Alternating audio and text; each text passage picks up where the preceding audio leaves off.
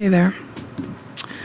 Let me apologize in advance if my microphone blanks out any of the words that I'm saying.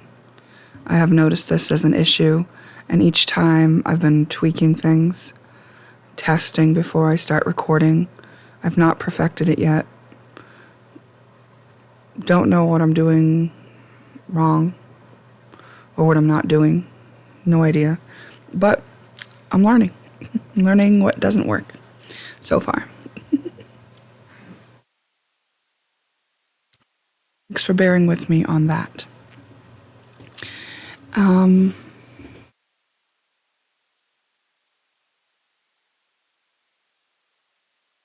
So what brought me to look at my human design chart? Oh yeah, it was in a Facebook group, a human design Facebook group. Someone asked about a certain channel. They just said, does anyone here have this certain channel? And I was like, one of those numbers seems familiar, at least, so let me look if I have it. And I had the gate, but not the channel. And it just got me looking at my human design again. So I've mentioned human design before on some of my talks here. I've shared, that seemed like interesting information to consider when I'm getting to know myself, But for the amount I've mentioned it, I'm like not an expert. I've not spent hours and hours upon hours digging deep into my human design. I've never paid for any of the information that's behind, paywalls or whatever, because I don't know. It's been very rare that I've paid for anything in my whole journey. But it doesn't mean that I haven't appreciated others, and where tipping is appropriate, I have done that on occasion when it was something that I could do. So anyway, so I start looking at human design. Now, I did a whole video where I went in depth on like my nodes in the human design, and it kind of gave this picture of like my life's purpose, with regard to human design. And I thought it was interesting when I started looking at my human design chart today. I started looking at it through a different lens that I had not looked at it really before, or not in a long time, maybe years and years ago when I first studied it lightly. I did look at this, I'm not sure, but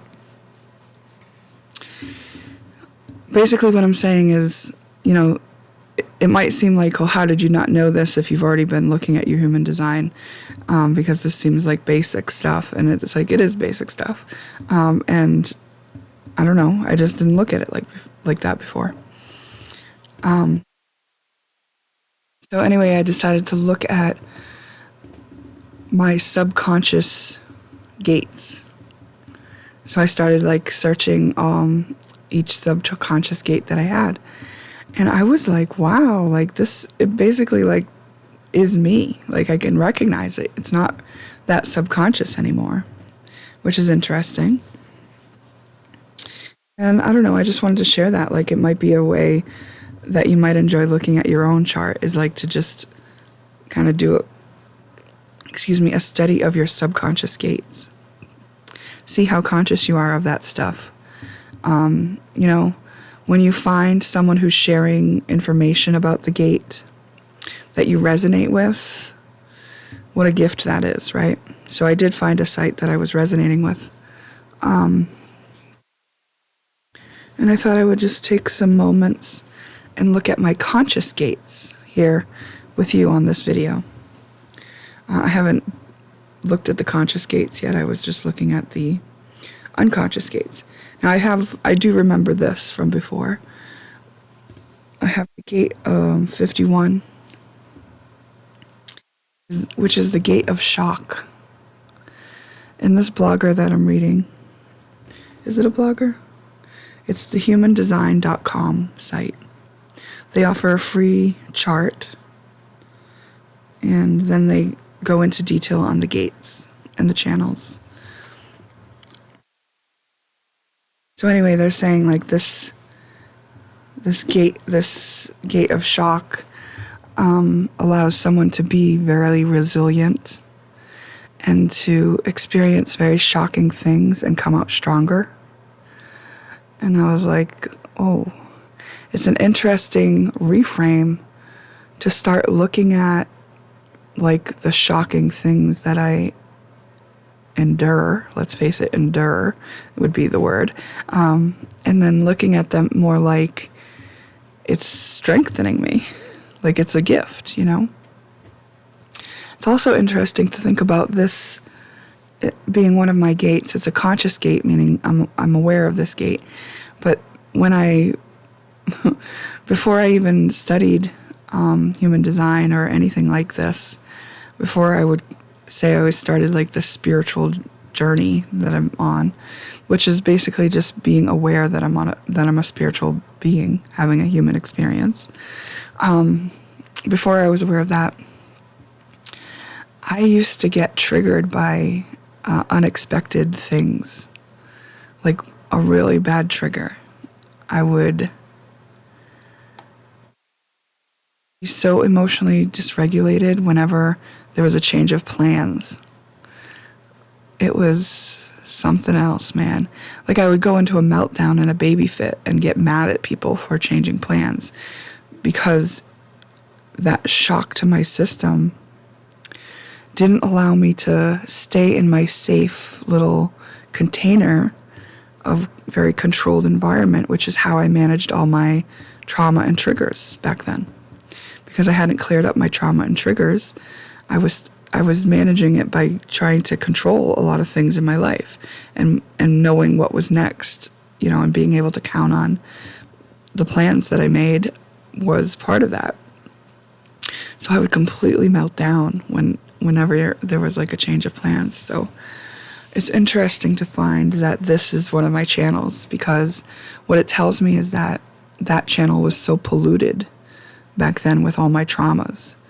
And now to come to this point and be like, oh, I could look at that sort of like shocking things and sudden changes as a gift and really know it and believe it, right?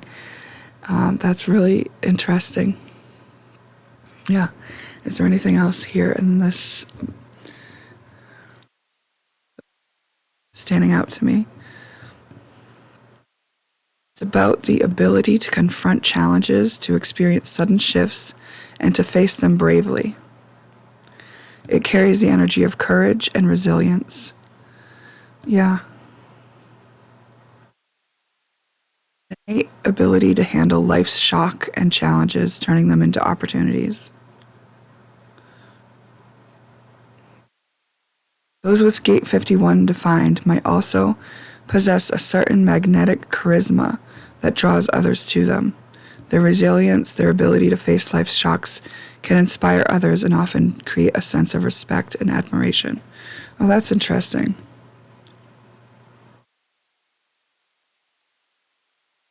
Urges them to step out of their comfort zone and embrace the unexpected.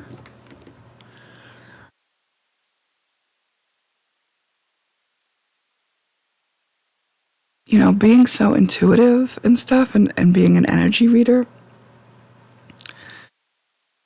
too much surprises me.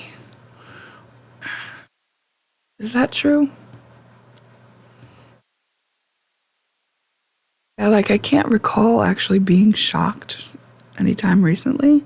I'm sure it has happened. Yeah, I haven't had a lot of surprises, you know?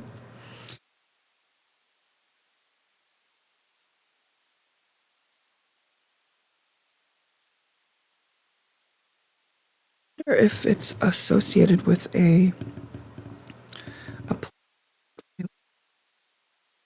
sorry about my voice. It's just like, that's what it is.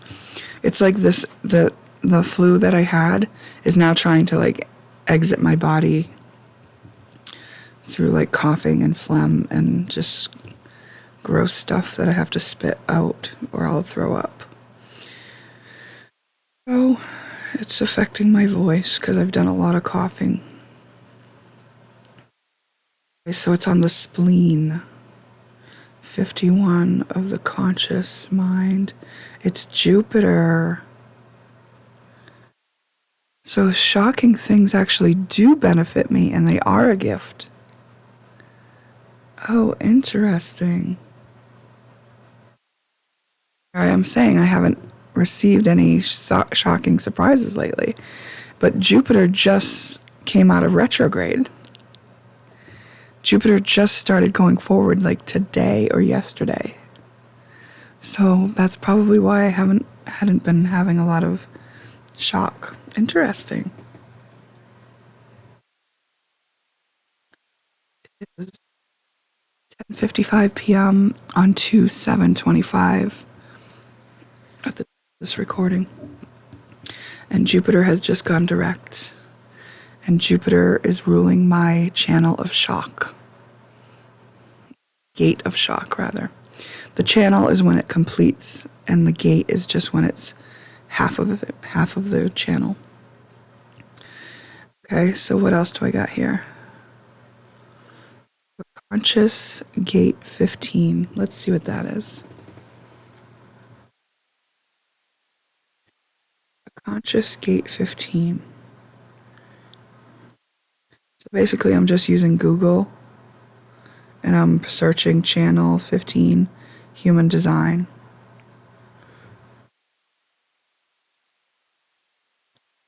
Going down to the result for ahumandesign.com. ahumandesign.com.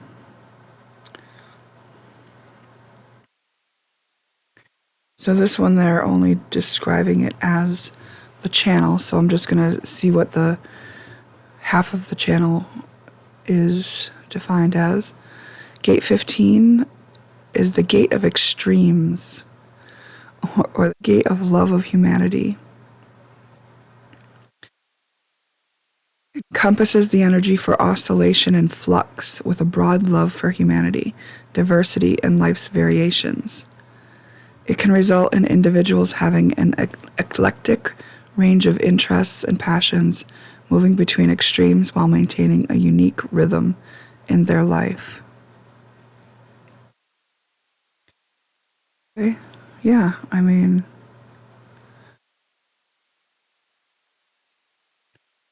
it's like the spice of life. There's a lot of spices.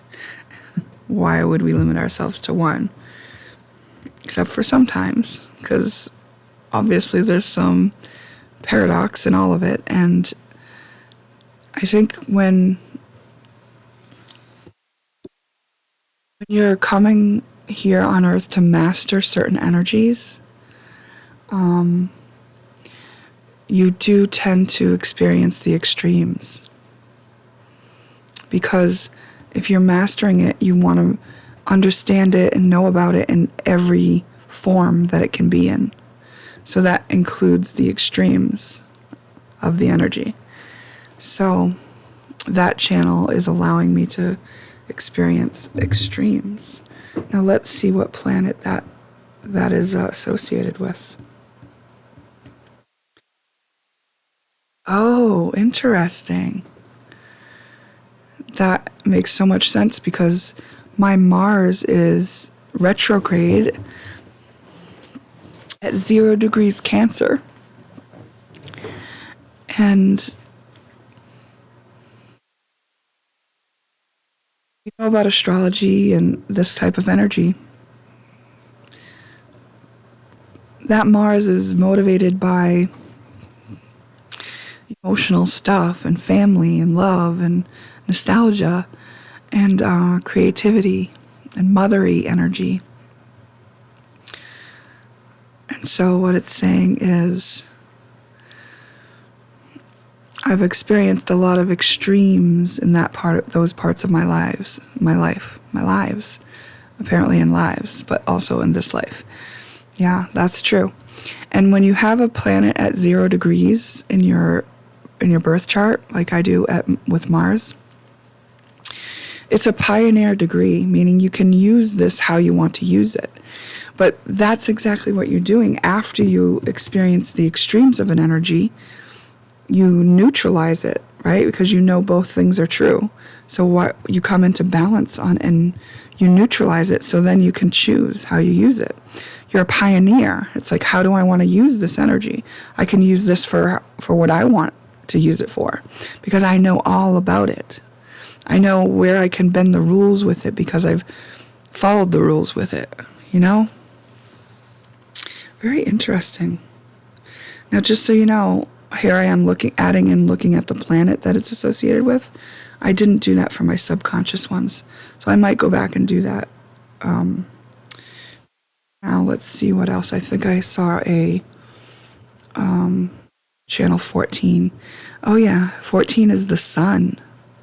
All right, so that's a potent one for me. Conscious 14. Let's see what that one is. Conscious 14 gate. So this should be an energy of where I can shine, right? Because the sun is this bright place where we shine our light in the chart. Oh, it's the gate of power. Power of drive and direction. Life force energy in the human design system.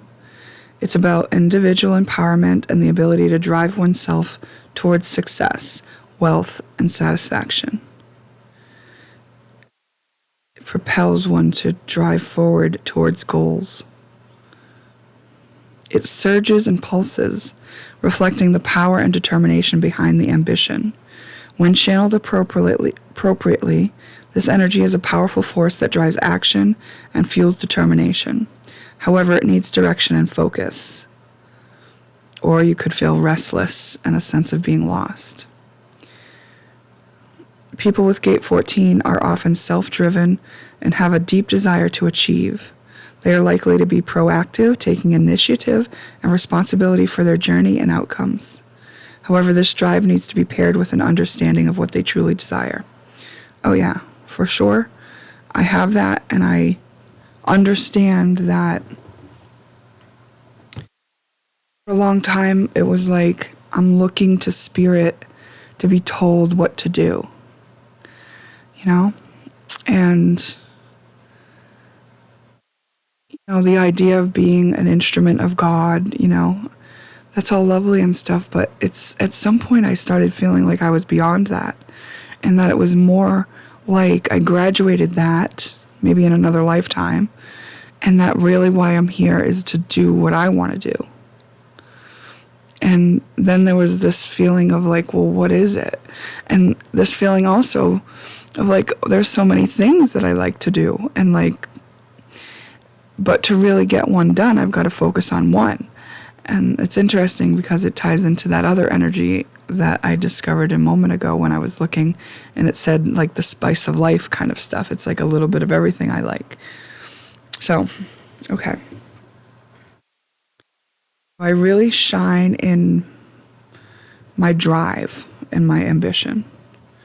So, maybe others don't actually see that yet because, well, basically they wouldn't know what my life is, I guess, because I basically like,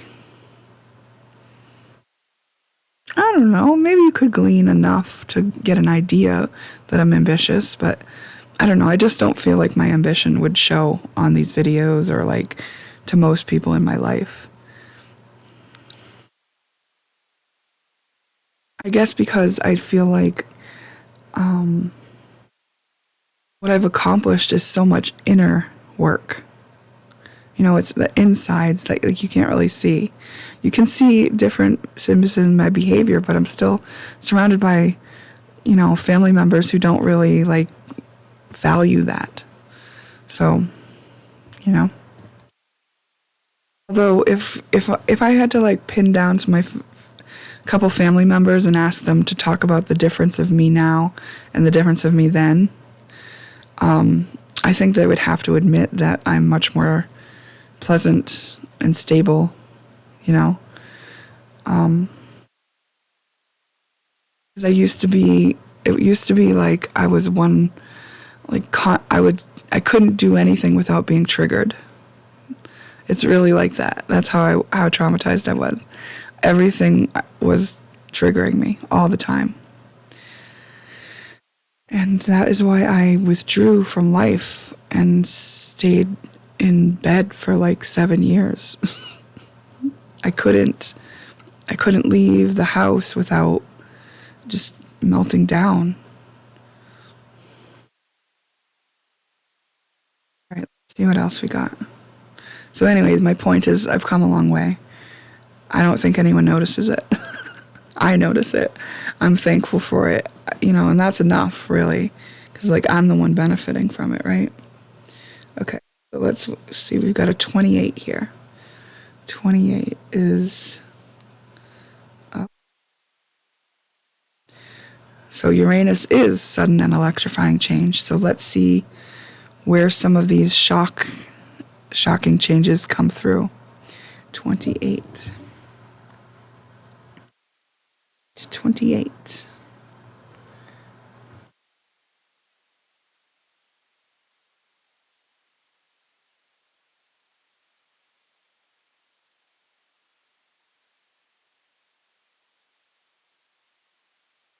It's a transformational gateway that is innovative and different. Okay? Try to soothe my throat.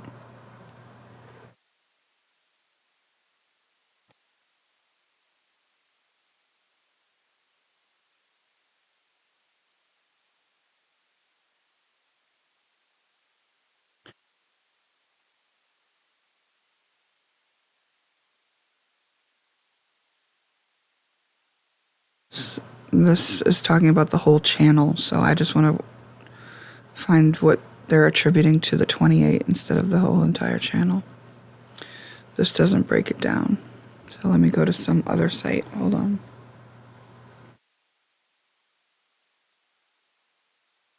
Oh, it's because I've defined it as a channel. I need it to say gate. Gate. There we go.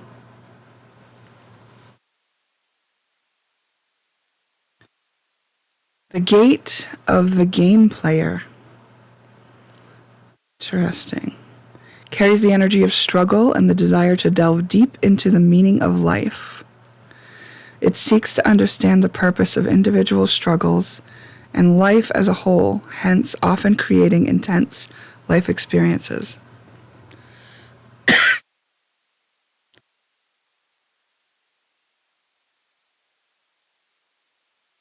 People who possess the gate 28 in their design tend to question the meaning of life and their purpose.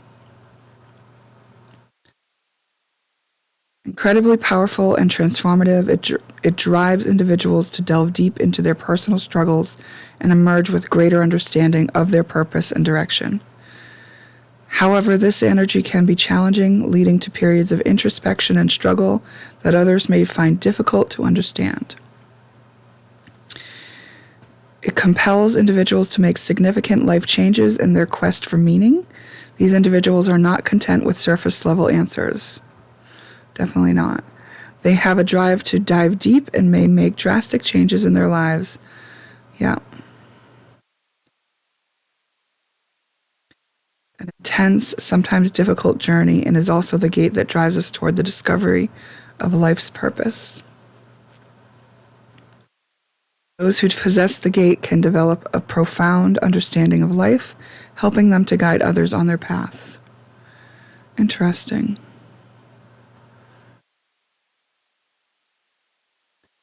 Passionate and committed workers, not afraid to face challenges.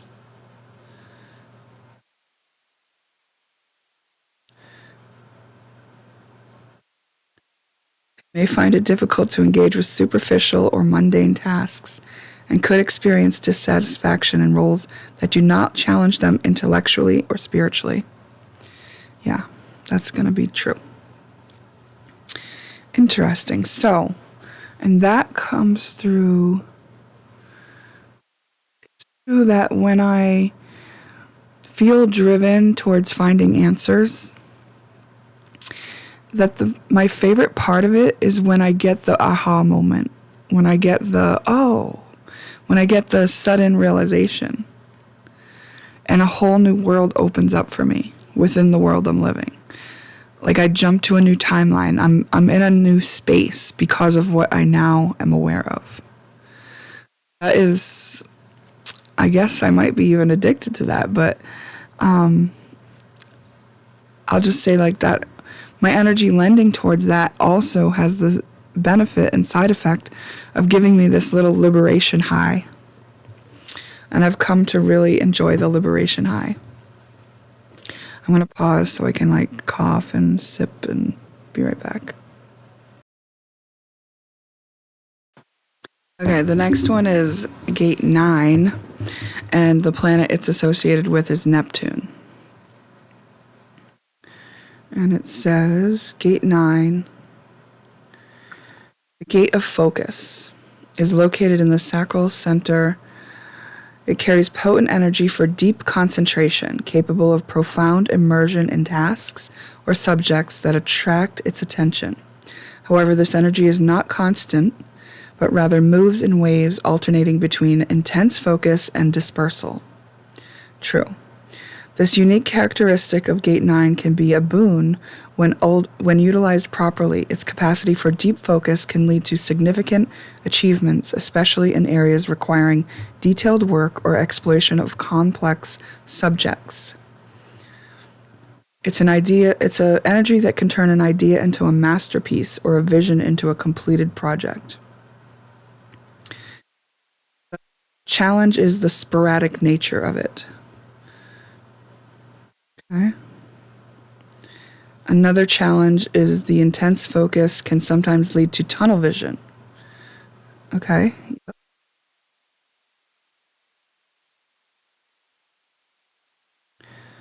It can make it challenging to shift attention between tasks or topics. Once engaged, it can be hard to redirect the focus. So true, I really do. I know that if I take my focus off of something, that I might not ever return to it. So it's like I want to complete it before I stop it. Like, I don't like to if I leave a project half undone, I may never feel like doing it again. So if it's something I'm really interested in, I do make sure that I finish it. Interesting.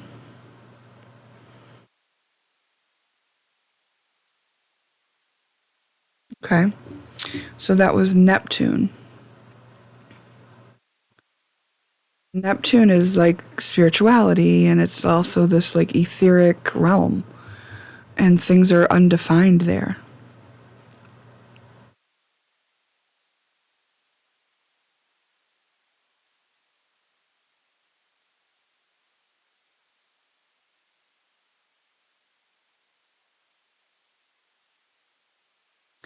It allows individuals to be highly attentive to their partners, capable of deep empathy and understanding, and can sometimes be perceived as aloofness or disinterest in other times. So it can seem like I'm hot and cold, probably.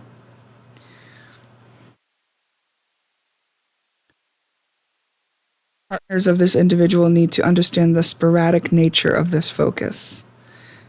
Yes.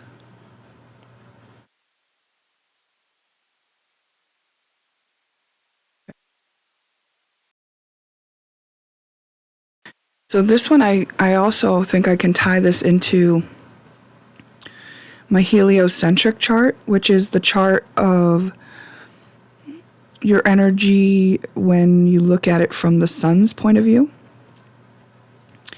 Michael Erlewin? I'm not sure of Michael Erlewin's age at this point, but it's worth looking into him. I know he's still posting on his Facebook channel. And he, back in the 60s or 70s or something like that, started compiling data on heliocentric charts.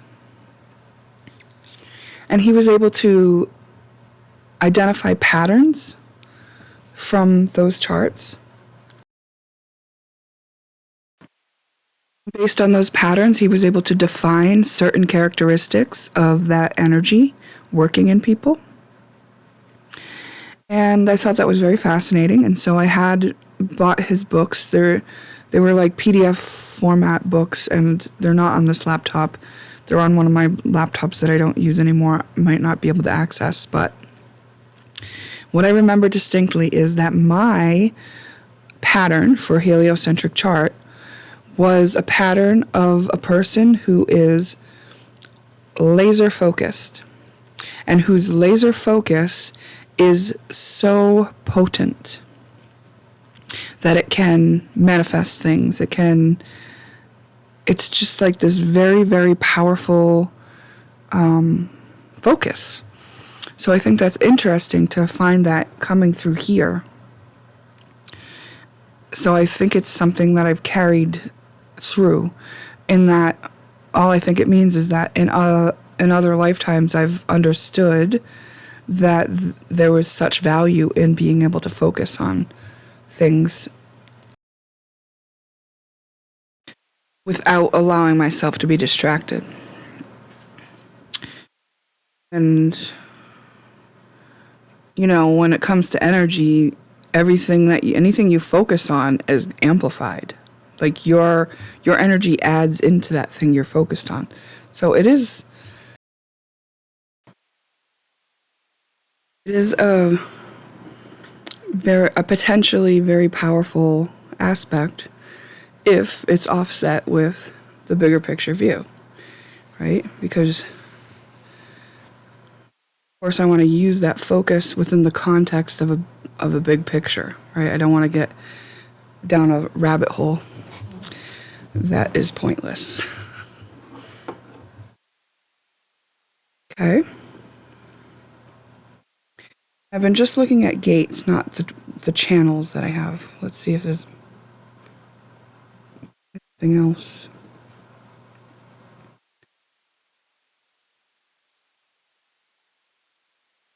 Was that 9 that I just looked at? 9. That was focus 1.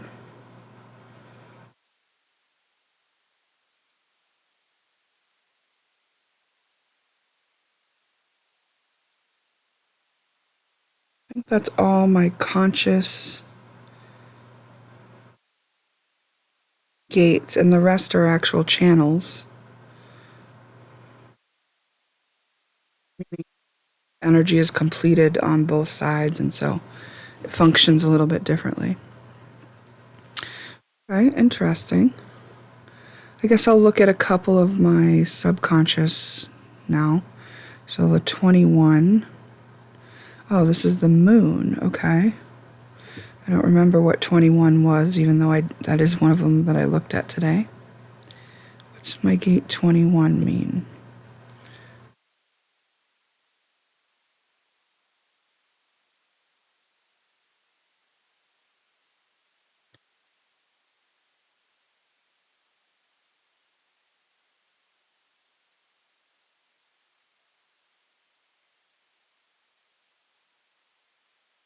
Ego, willpower, and value, the heart center, the gate of control. Manifesting is energy. Its energy is a... Jeez. I lost my ability to read. Not really. Just kidding. A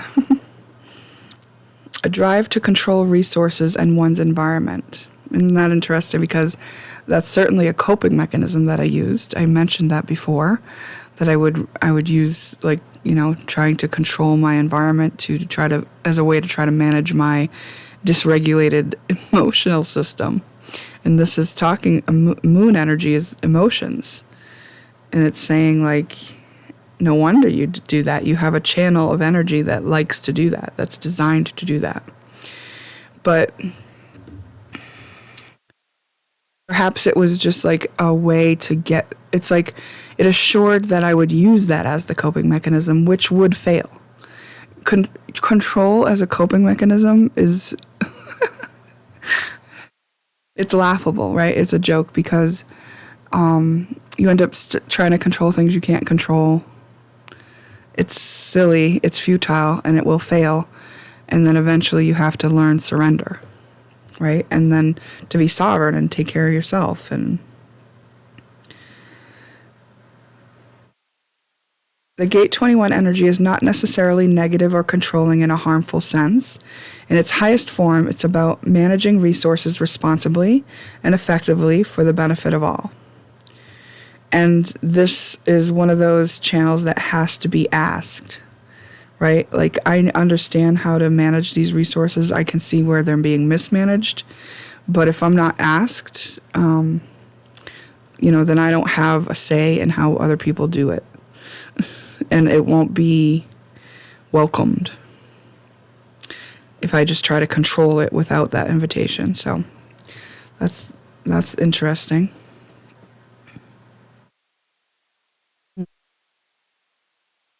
Do one more.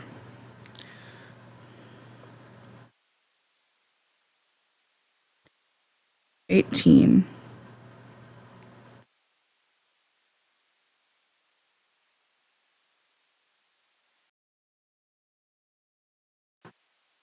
I just keep pausing to cough, so if it seems choppy and weird, that's why. I'm sparing you. I wish I could spare my neighbors. Okay. People with Gate 18 activated in their human design chart have the inherent ability to spot what's wrong, what needs fixing, and how things can be improved. They're naturally drawn to improving systems, processes, or situations, and have a keen eye for details that others may overlook. This kind of ties to what I said in my last kind of free spirited talk on my channel a day or two ago. What was the title of that video? Challenges. Something about challenges. Anyway, it was just a few days ago, if you wanted to reference it. But I was saying about how I read energy and how in reading energy, my attention naturally seems to go to what is discordant in the energy. And that's like the subconscious shadow work kind of stuff. And this is actually a gate that's representing that. And it's actually the planet associated with it is Pluto. Pluto is the one who looks under the surface of things and rules the subconscious and the transformation of it. So I naturally have that energy path built in to use naturally. Very interesting. And that is in my subconscious, but as you can see, I'm very conscious of it. I talked about it the other day without even knowing it was in my human design chart. So I think that's the nature of doing that kind of work, is if you're looking at your own shadow a lot, you uncover was once in the subconscious. Like it would have been in my subconscious until I made it conscious. And there are probably still layers of it and aspects of it that I'm not yet aware of. I mean, I'm guessing. I don't know. Probably. Only because I just know that there's, always more to do, and this is a process and it's unfolding in this divine order. It's divinely orchestrated.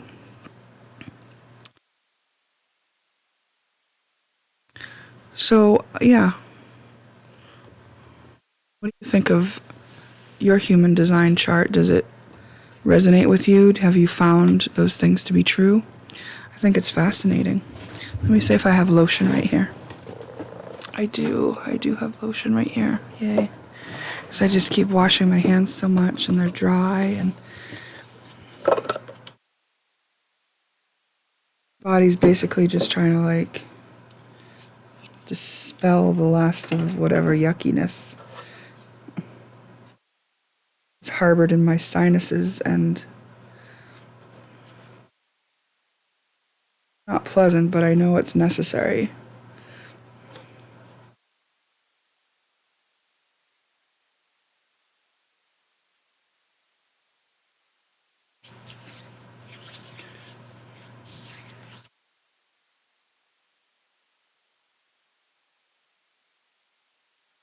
Right, what else? What else shall I ramble on about? Well, I don't know, I'm overall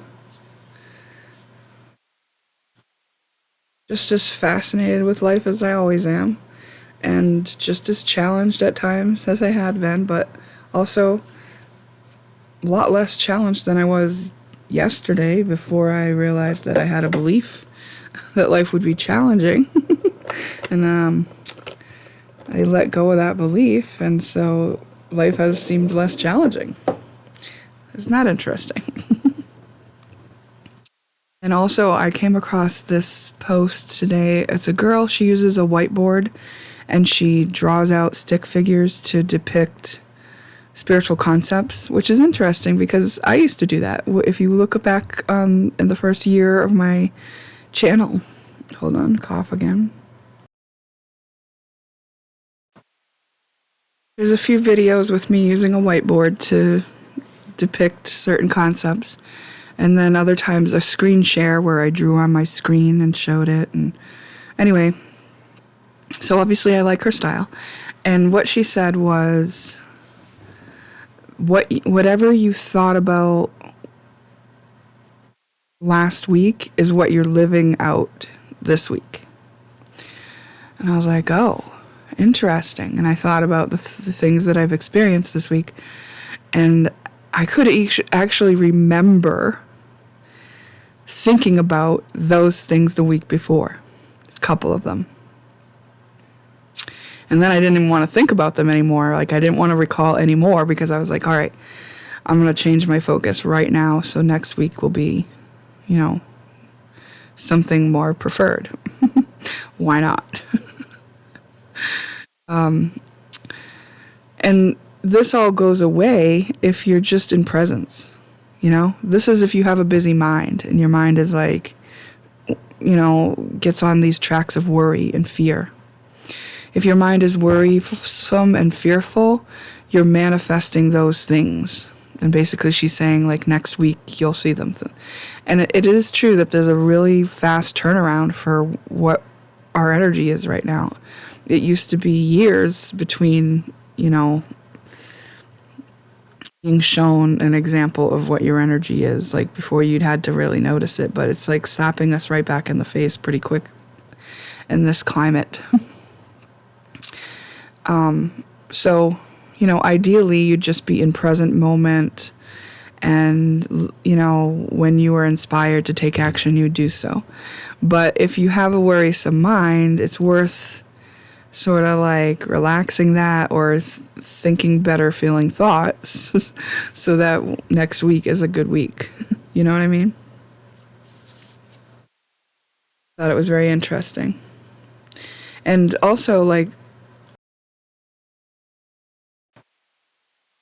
without going too deeply into it, I did think about it within myself enough to think, like, there was a time where I absolutely knew that worry wasn't something I wanted to do. But here I am, having lived out a couple of worries that I had last week. So obviously I was worrying, right? And I thought, well, why is that? Like, where did my faith go? Like, why did I? And it was because it was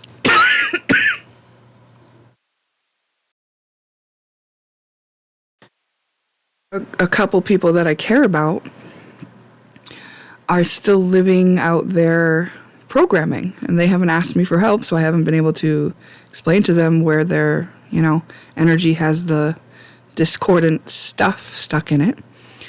I used to try to tell people, but I know that I can't. I have to be invited to tell them.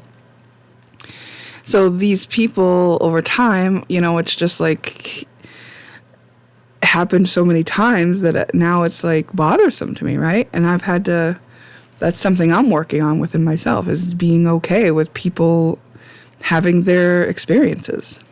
That I can't stop them from perpetuating their own suffering if they don't ask me to help them. And that I have to still see it sometimes if I'm going to be around people who are doing that, and there's not a thing I can do about it. But worrying is definitely not a helpful thing. So, I need to, like, come back to that place where I know that, right? And I think the hardest part of that for me has been that I was still in a position to have to be on the cleanup crew to whatever would manifest for them. And it was bothersome to me because it's like, gosh, I cleaned up mine and now I'm dealing with theirs. And it's by choice, right? It's by choice. And I don't know, part of me is just like thinking like I have better things to do. so, so it's not like I'm not trying to be cold. I want to help people when they need help, but it's like it sucks to be helping someone on the cleanup of something that you could have helped them prevent years ago. Except you actually have to help them on the cleanup of it over and over and over again if you still want to help them. And I think that there's a place that I could get to where that wouldn't be bothersome, but I had not been fully there, right? I had, and I'm seeing that with the way that I had worried about it, like,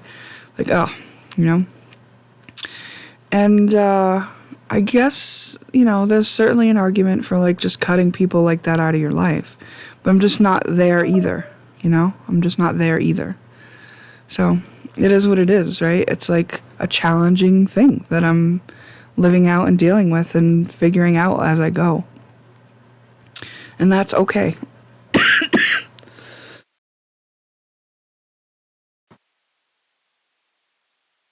Like I hesitate to swing over to the thought process that says, oh, they need that because they're learning something from that experience. Because like I don't want to create that reality either, that they'd have to have it because they need it. So it's like this hands-off surrender type thing, really. And also keeping myself in check of knowing like where I'm at and what I have to give in any given situation. To like change the dynamics of my relationships so that I'm allowed to do that. And be like, okay, well, I want to help you, but there are, here's what I agree to. Like in other words, like don't count on me to be the cleanup crew for something that would actually be enabling you to continue in a pattern that's self-destructive. Like I'm not going to be enabling you to continue a self-destructive pattern because you can count on me to help you clean it up every time. Like that's not going to be happening. So those are like conversations I may need to have, with certain people. Because I get it. I get being not ready to address it. But also, like, I also get that, like, have addressed it in myself. I see it clearly. I understand what needs to be done. I am an example of that, and I can't even live freely as the example of that because I have chosen to tie myself to it in another way. It's like,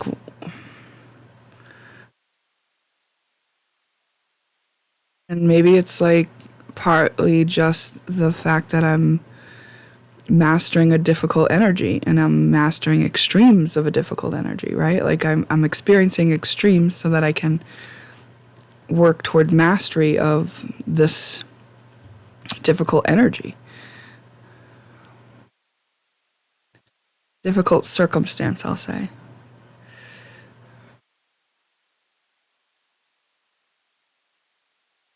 Yeah.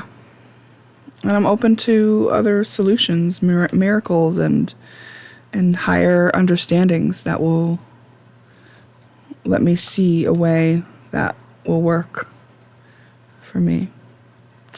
There was a spiritual teacher that I saw make a post about how he said the sages shared that if you talk bad about somebody, like gossip or whatever, that you will take on their negativity as your own and they will be free of it. I'm just thinking like, I don't don't know. I'm not sure if I understand how that could be true, right? But I'm not ruling it out. I'd love it to be true. I'd love to understand a rule like that. Like, oh. Because then I thought, well, those of us who are adept at alchemy, why wouldn't we just take on other people's stuff if that's really how it could work? I just don't really get how that could work. Like, I don't know. Like, maybe that's some sort of misinterpretation of ancient texts or something. I don't know. But I usually resonate very much with what this guy shares. So, you know, I did mention my question to him in a comment, which is very, very unheard of for me. I'll grapple with a question myself and never ask another spiritual teacher ever, except this time. So I don't know if he'll address it or not, but it would be an interesting thing if I could just say utilize negativity to talk about somebody, take their negativity from them by doing so, and then alchemize it for myself because they weren't doing the work. You know what I mean? It's like these people around me who were still in loops of suffering in some cases, who I'm going to say who were still in suffering in some cases. Imagine if I could just talk about them and then take that on myself and then alchemize it within myself. And maybe I have been doing that. You know, maybe I have been. Maybe that's like why I had the experience of life being challenging last week or whatever, with a few challenges in a row. One being that I locked my keys in the car. But let's not talk about that because I don't particularly desire living that out next week either. Now I'm just being silly. And it's probably just because I'm tired.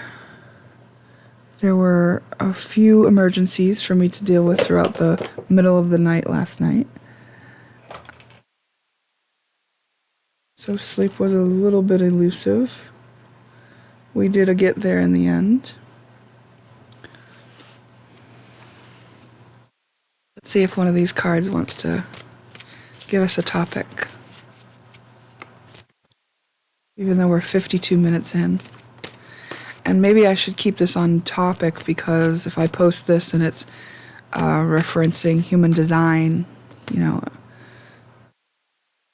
it's best if I keep that topic consistent.